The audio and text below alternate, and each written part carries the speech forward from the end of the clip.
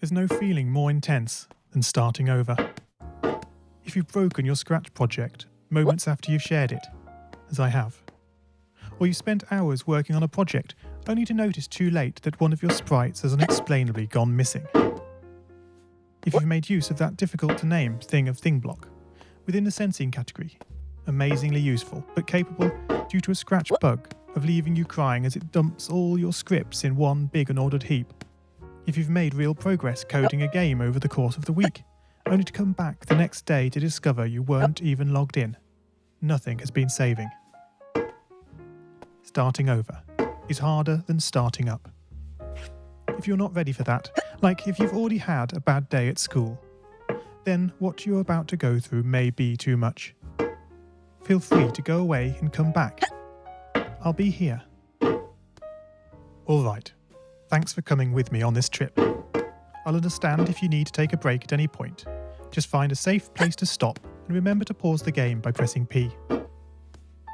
On Scratch, you can find loads of remixed or reimagined recreations of existing games, and with good reason. George Bernard Shaw said, "Imitation is not just the sincerest form of flattery, it's the sincerest form of learning." This game is a recreation of a game that came out in 2017, titled Getting Over It with Bennett Foddy. That game in turn was a homage to a free game that came out in 2002. Both games involved dragging yourself, using a hammer, up a mountain assembled from assets and objects sourced from many other games. It seems appropriate then that, when trying to recreate Getting Over It in Scratch, that we should construct our mountain from the same assets used in literally millions of Scratch projects, the unmistakable contents of the Scratch costume library. Unlike Unity or Unreal, Scratch does not provide you with a built-in physics or 3D rendering engine. It has no state-of-the-art debugger. You can't even pause your scripts. We are forced to program old school. Our experience capped at 30 frames per second on a 480 by 360 pixel stage. But these very restrictions force us to experiment, to think out of the box, to grow as developers as we become masters of all things Scratch. And let's not forget, what we lack in technology, we make up for in community. This fantastic bunch of budding software engineers, building, learning, creating, playing, remixing. As diverse a group of people as the very Scratch assets we now so skillfully attempt to ascend.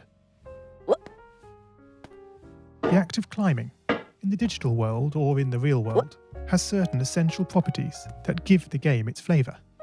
No amount of forward progress is guaranteed. When you start Getting Over It, you're standing next to a dead tree, which blocks the way to the entire rest of the game. You prod and poke at it, exploring the limits of your reach and strength, trying to find a way up. When starting a new Scratch project, that initial blank slate is both refreshing and at times a little scary. Wouldn't it be great if we could travel forward in time and review our finished projects to see how well they turned out? I certainly wish we could. The real draw of coding, what gives it that special zing, is the challenge of accomplishing something you've never done before.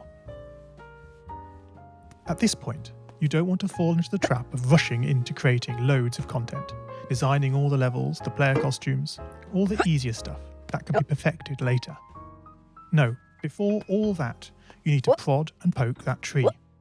That is, understanding the coding difficulties you're expecting to face and try out any ideas to solve them.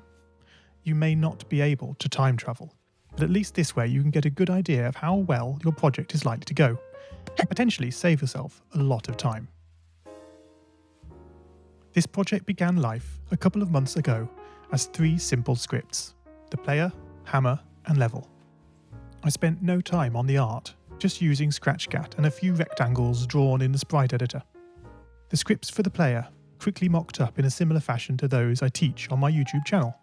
With the hammer I had to improvise because I'd never done anything quite like that before, and boy did I prod and poke at those scripts. What I had imagined and the results I was achieving were hard to reconcile. the hammer and the player sprites would get stuck in the walls and ground, shake